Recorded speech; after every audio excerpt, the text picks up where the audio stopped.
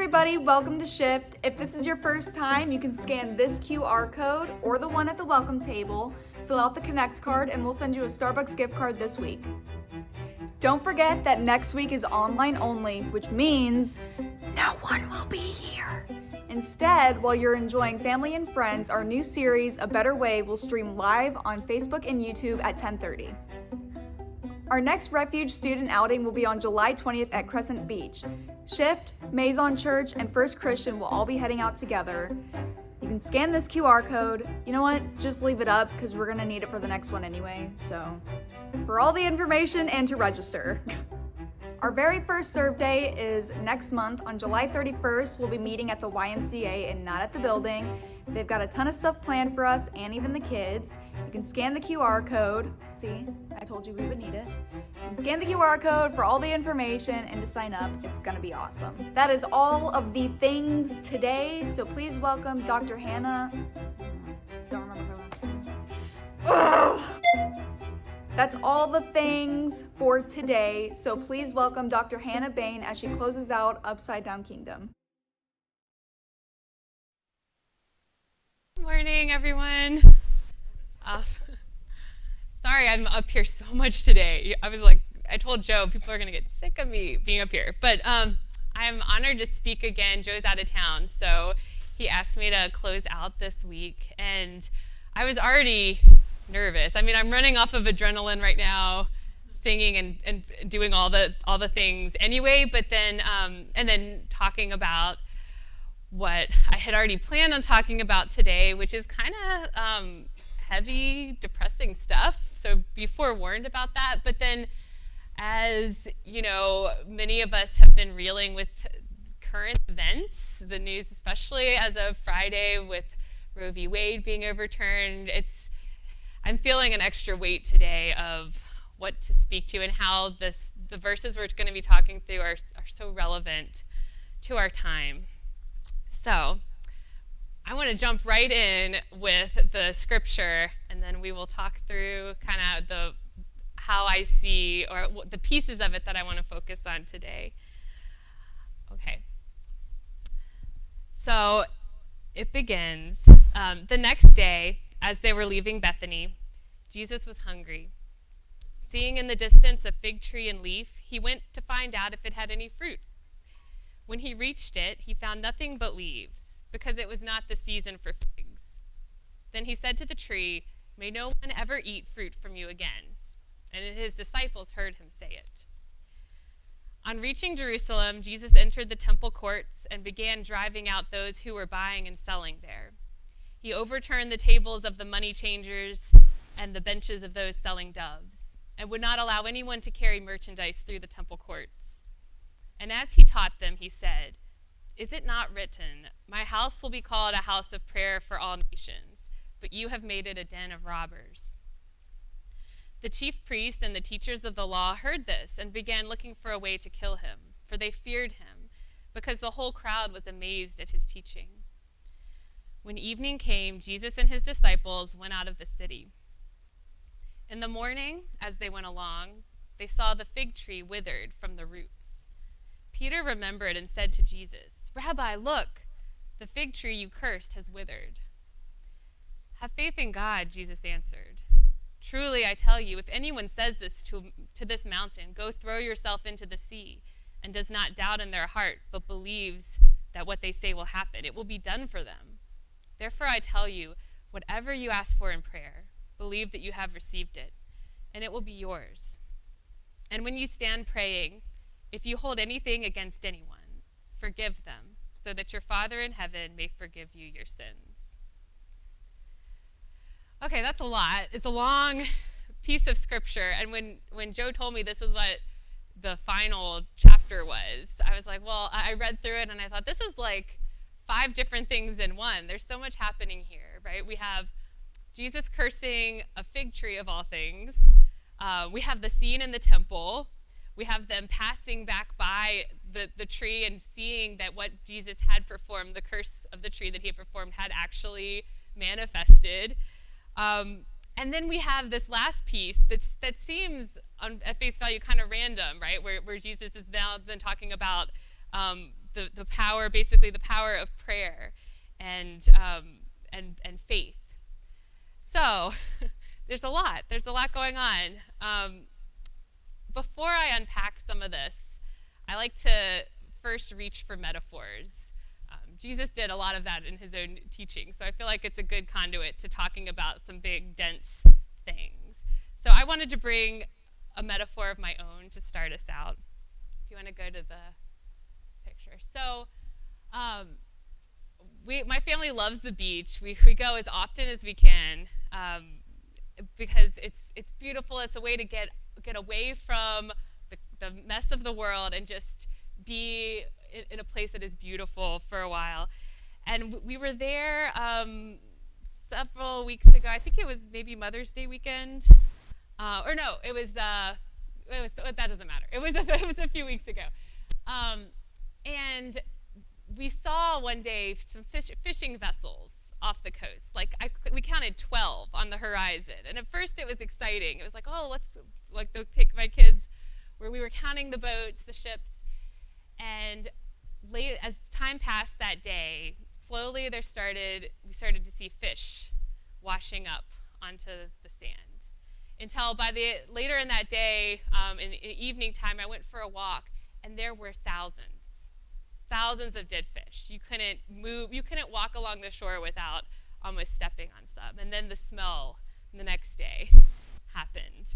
And we had watched, about a year ago, we had watched Seaspiracy on Netflix. I don't know if anyone's seen that documentary about the fishing industry, and you should watch it, but be prepared to give up sushi if you do.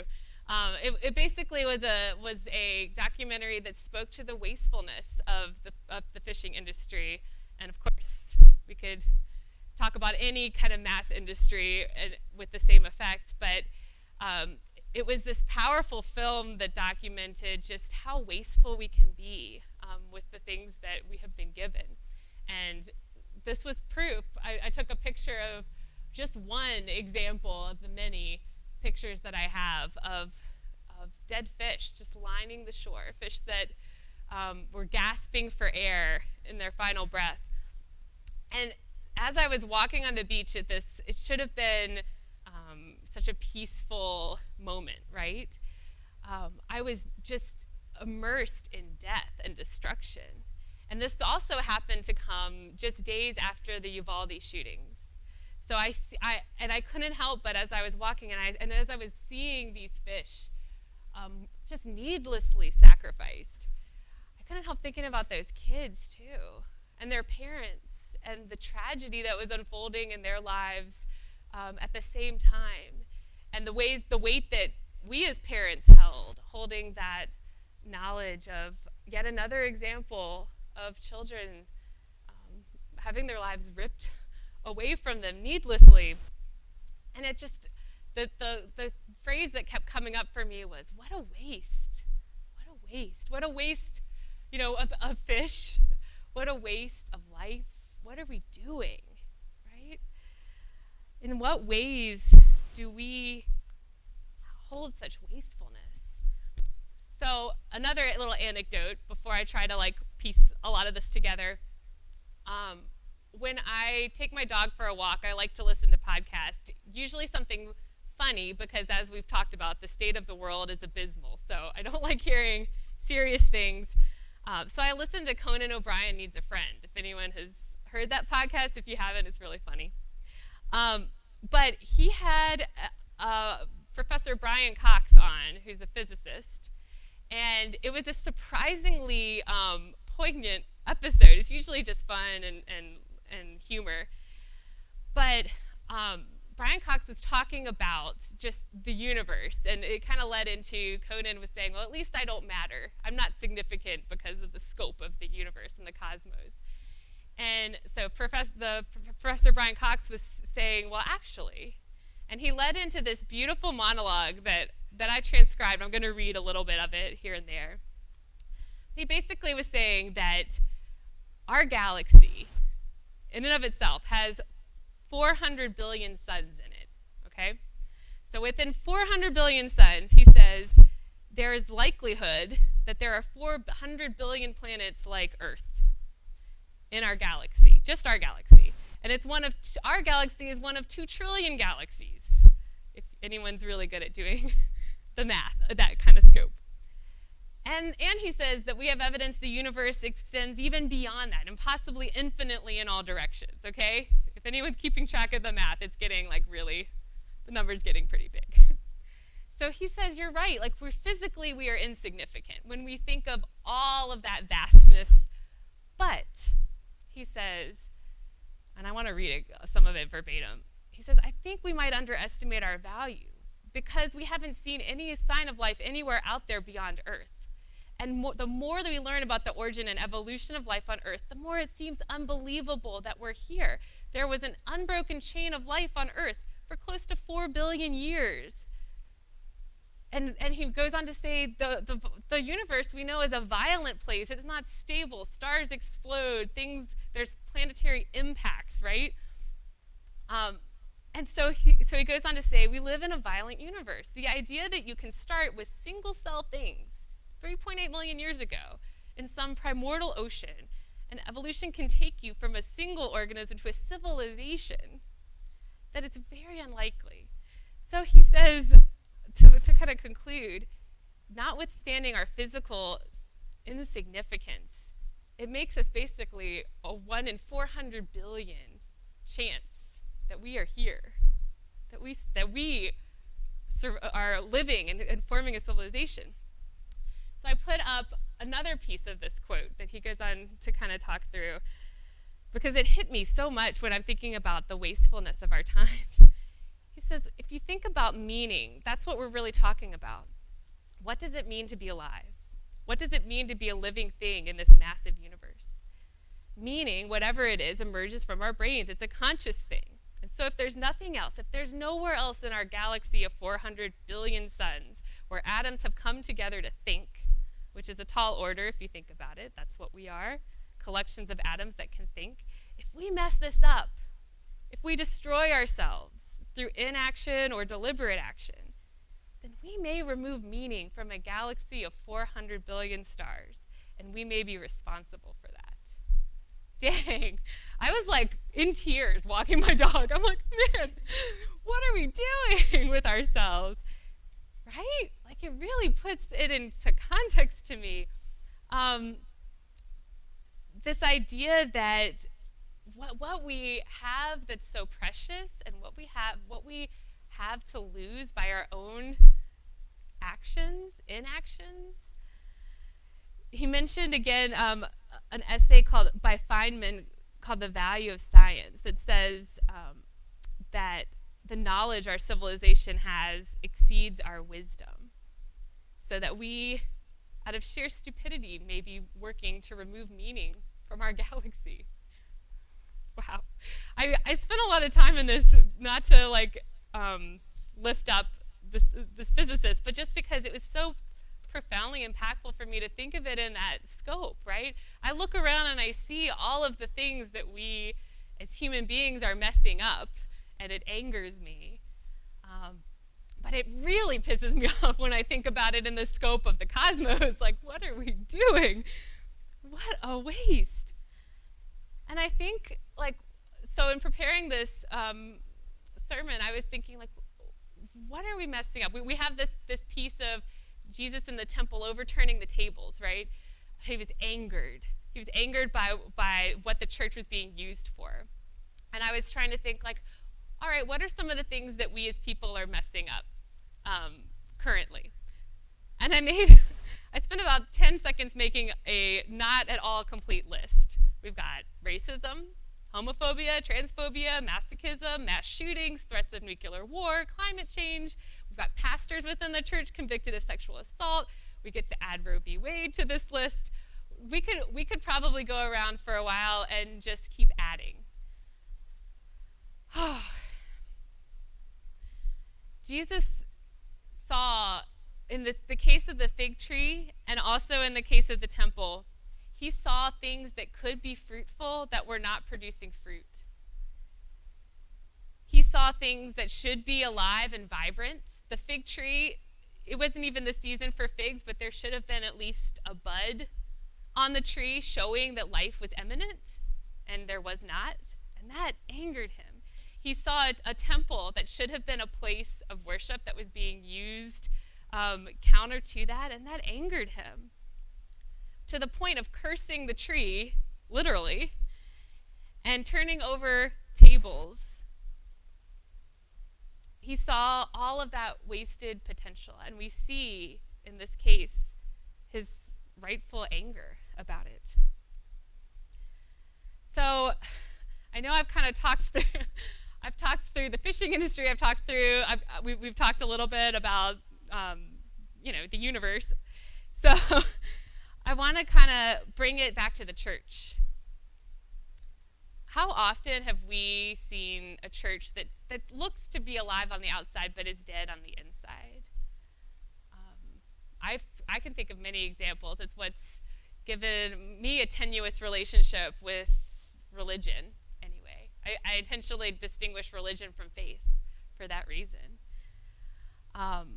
It's where you are seeking something that is alive, and that disappointment that comes from seeing the death within, or the manipulation, or the judgment when you get closer to it. And can anyone relate to that feeling of like, oh, I thought this could be more? I feel like deep down we know what it could look like. We see the promise. I also think, and again, this is kind of relevant to the events of this week, how often has religion been used to oppress? How often has religion been used to gain power or to claim power? I'm a counselor educator, and I did a webinar a few weeks ago on the intersection of sex and religion. And basically, like, you can't talk about sex and religion without talking about sociocultural issues and power, use of power to control sex, to control sexuality, and using religion as a vehicle for that.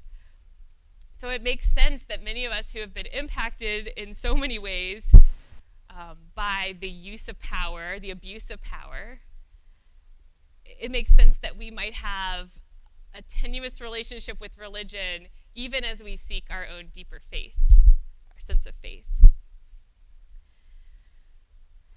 And I wonder, and this is kind of a question for myself too, is how do we get back to a place where we can have some trust in our places of worship?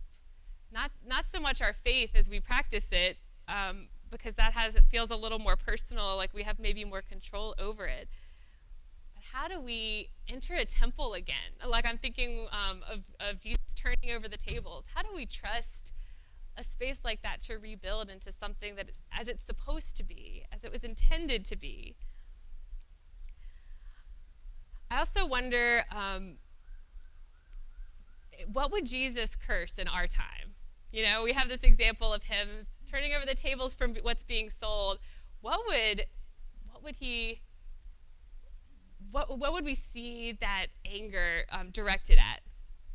I think he would have a lot to say, honestly. I think we'd hear a lot about it.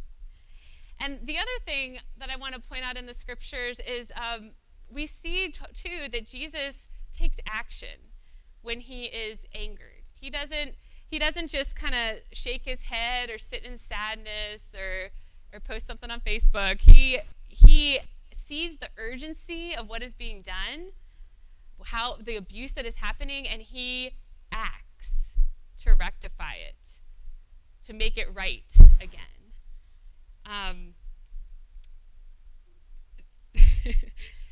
So I feel like because of this too, when we look at the very last verse, which I didn't put it back up again, but it's basically where he's talking, they come back through, they see the fig tree that has been cursed and say, oh, this actually happened. And he starts talking about the power of prayer. I feel like in this moment, Jesus is positioning himself as a contradiction to what the temple is, right? He's saying, he's standing in contradiction to say, we have access to faith. We have access to prayer. It doesn't always have to be within the confines of the temple that is misusing its power or misguiding people. That we have a way towards what is true and what is powerful. Thank you. That's the real power that worship holds. And so if Jesus is the path towards real worship, to the worship that we feel pulled to, I don't know how many of you have had like true mountaintop experiences in your own faith. I can remember some, many of them were years and years ago, but I hold on to them because of the powerful connection I felt. And I wonder if any of you can find within yourself, as we're talking, an example of that time when you felt like you were living out worship in that moment.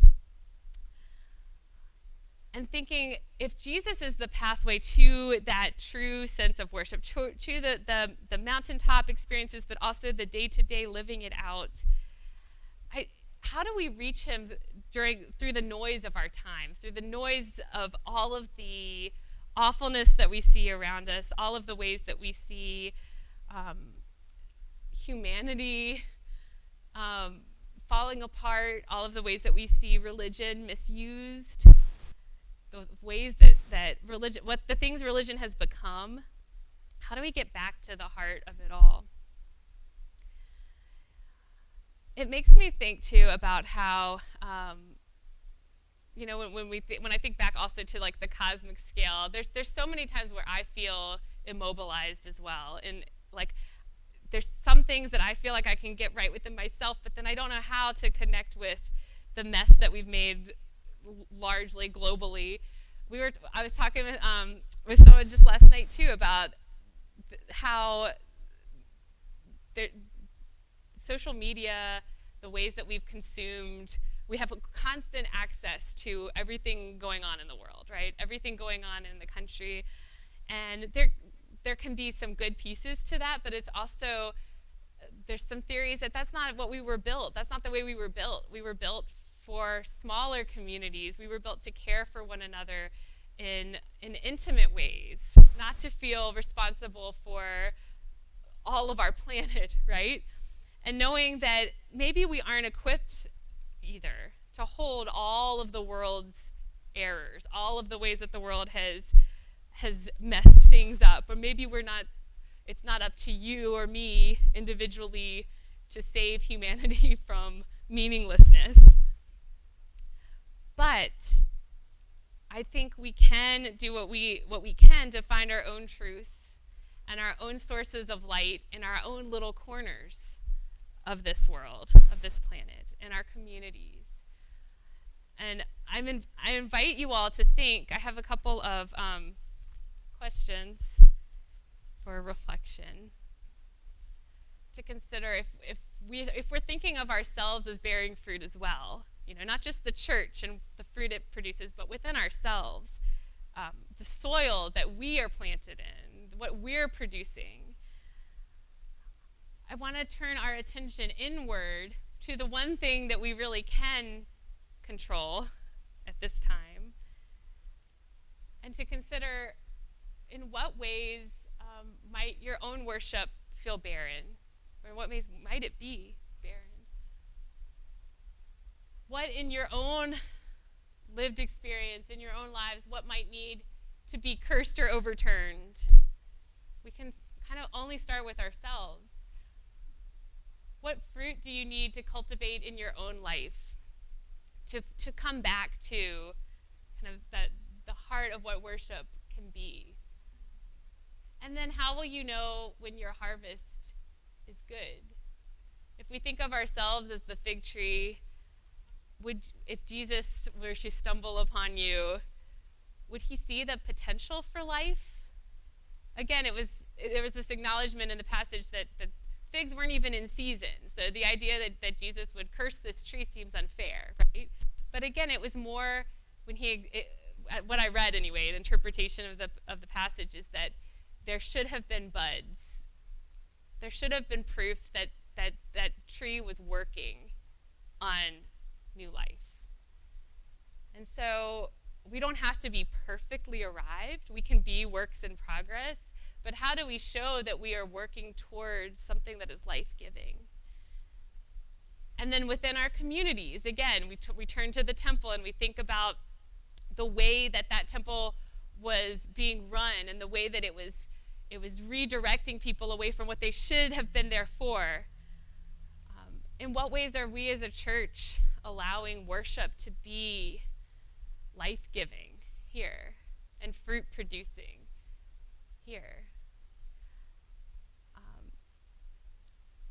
I think we have the potential, and according to Brian Cox, it's a maybe 1 in 400 billion chance to strive for meaning. And to not only strive for meaning, but also to resist and push away the things that could destroy us. We have the potential to grasp for what is real, for what is life-giving, and to resist the things that are not. And that you don't have to turn over a table in your own life, but what will you do with your rightful anger? What will you do with the things that you see around you and within you that are not fruitful? I know it's a kind of depressing thing to think about it in the scope of all that is wrong.